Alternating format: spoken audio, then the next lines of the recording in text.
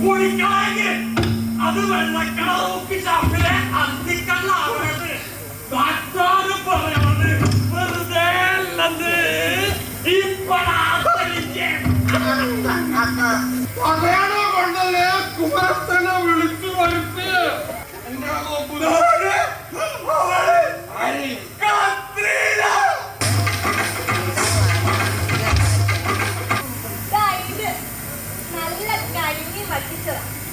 ഇന്നത്തെ കച്ചവടത്തിന്റെ കത്രിയാൻ പറ്റി വെച്ചതാ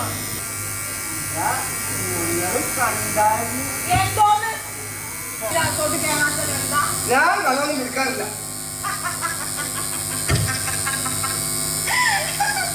അത് നല്ലതാ. എന്നൊരു ദിവസം എന്റെ വീട്ടിലേക്ക് വരാമോ? എന്നതാ നോക്കണേ? വിളിക്കുന്ന കത്രിയായോണ്ടാ? അല്ല, വരേണ്ടത് ഞാനായതുകൊണ്ട്. ഇവൻ തന്നെയാണ് ഇതിന് മാത്രം യവൻ. അത് ഈ മരമുള്ള യവൻ.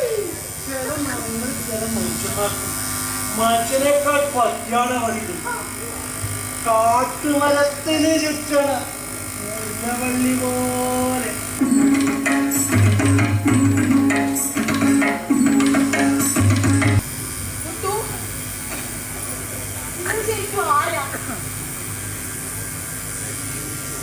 വേറൊപ്പം കണ്ണീരും ചേർത്ത വലിയൊരു ഉപ്പോട്ട അല്ല, ഒരു പെണ്ണിന്റെ ദേഹത്ത് തോന്നുന്നത് ആദ്യമായിട്ടാണ്.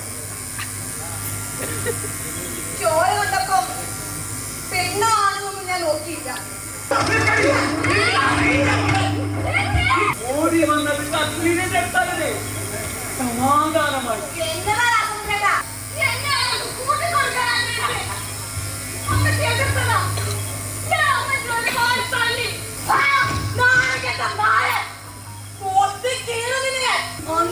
സ്വന്തം കാലായിരിക്കണം.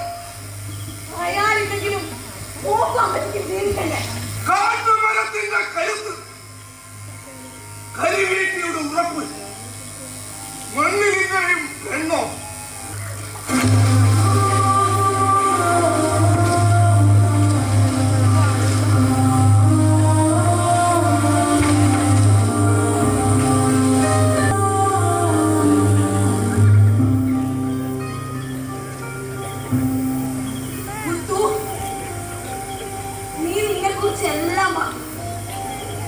നിന്റെ കൂര, അപ്പൻ, അമ്മ, പെങ്ങന്മാര്, കഷ്ടപ്പാട്, ദാരിദ്ര്യം ഒക്കെ. പക്ഷെ അപ്പോഴൊന്നും നീ എന്നെ കുറിച്ച് ചോദിച്ചതേ ഇല്ല. ഈ ചാക്കടക്കാരെ ആരെങ്കിലും നീ അറിയണം. ഓർമ്മകൾ ഇഷ്ടമായത് കൊണ്ടല്ല, പക്ഷെ ഇനി എന്റെ ഓർമ്മകൾക്കൊപ്പം നീ കൂടെ വേണം. എനിക്ക് നിർബന്ധമുള്ള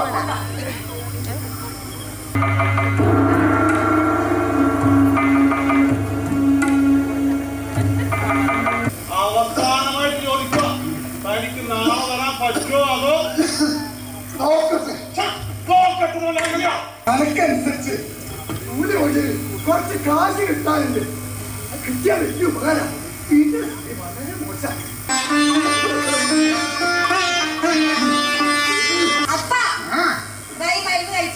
മരുന്ന എന്തിനീ അപ്പനെ വാഴ മാറ്റി വെച്ചേ. മരപ്പണിക്കാരന്റെ വീട്ടിലെ വാള് ചെപ്പ് രാഗി ഇരിക്കി വെക്കും. പിന്നെ ഞാൻ തുരുമ്പിക്കും. എന്റെ മോളെ അപ്പനെ കരഞ്ഞൂടെ? അപ്പന് കരഞ്ഞാൽ നിന്റെ അമ്മ ഗർവിക്കും. കുട്ടികളെ വെച്ചുള്ള ഡാൻസ് പരിപാടി ഞാൻ നിന്നെ അങ്ങോട്ട് ഏൽപ്പിക്കാം. എന്നാ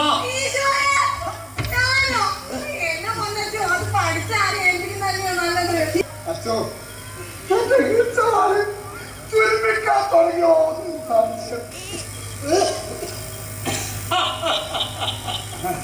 ഇവര് മിടുക്കിയാവും സേപ്പേ. ഒരു മത്താപ്പവും പോലെ നിഷ്കളങ്ക.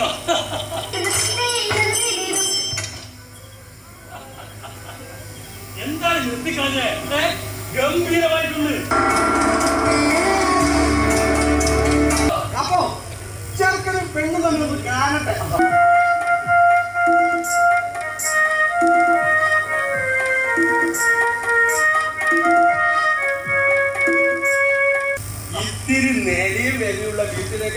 വരുന്ന പെണ്ണിന് ഭംഗി അല്പം കുറഞ്ഞാലും എന്നതാ കൊടുക്കുന്ന നാട്ടുകാർ വിളിച്ചു. എനിക്കിപ്പോ കല്യാണം ഒന്നും വേണ്ട.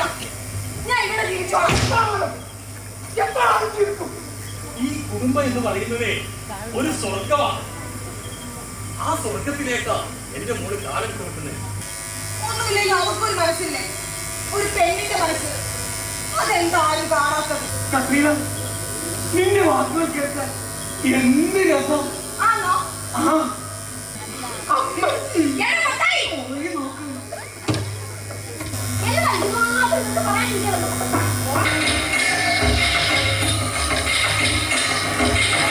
നീ എന്നടാ ആലോചിക്കുന്നേ? ഈ ഇരുട്ടിനെ കുറിച്ച് അഴിഞ്ഞു പോയ ആ ഇത്തിരി വെട്ടത്തിനെ കുറിച്ച്, ചായനെ കുറിച്ച്. ഇവിടെ അറിയാത്ത ചേച്ചി എന്തിനാ ജോലിയൊക്കെ ചെയ്യുന്നേ? ആഹാ, അതെന്നാ ചോദ്യം അച്ഛനീ ചോദിക്കാണ്? പറ. പൈസ ശരിയായിട്ടില്ല. കുറച്ചുകൂടി അവധി വേണം. എന്നാ വർത്താനം സംസാരിക്കുന്നത് ഈ പറയണത്? ഈ നാളെ കെട്ട വീട്ടിൽ നിന്ന് ഏതെങ്കിലും പോയിക്കൂടെ ചേച്ചിക്ക്? അന്ന് മുതല് ഈ വീട്ടിൽ പുതിയൊരു കത്രീന ജീവിക്കും. അതിലക്കാരെ മക്കളുടെ ഭാര്യ മക്കളല്ല. പ്രാണം കെട്ടി വെക്കുന്ന മാലക്കേട്ട് മുന്നില് തല കുനിക്കാത്ത ഒരു അപ്പന്റെ മോളായിക്കൊണ്ട് ഇപ്പൊ തുരുമ്പിച്ച വാണ് പോലെയായി. ഇനി അപ്പം എങ്ങനെ?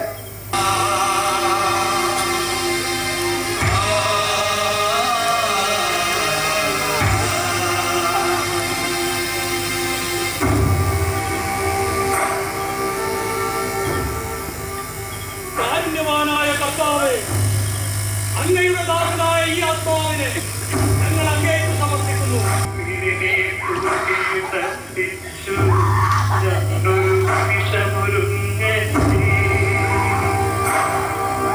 പഠിപ്പൊക്കെയോ കഴിഞ്ഞു. ഇച്ചായ അകത്തണ്ടേ? എന്റെ അധ്വാനത്തിന്റെ ഫലമായിട്ട് ഇതിനെയാ നീ മാനവിന്റെ ദോഷം അഭിഷേകിച്ചത്. ഞാൻ ആയിരുന്നില്ല. ഒരിക്കൽ പിഴയ്ക്കാൻ തന്നെ നോക്കി പിഴച്ച അപമാനത്തിന് എനിക്കെന്നെ സ്വയം നിയന്ത്രിക്കാനായില്ല. പിഴച്ചാണ്.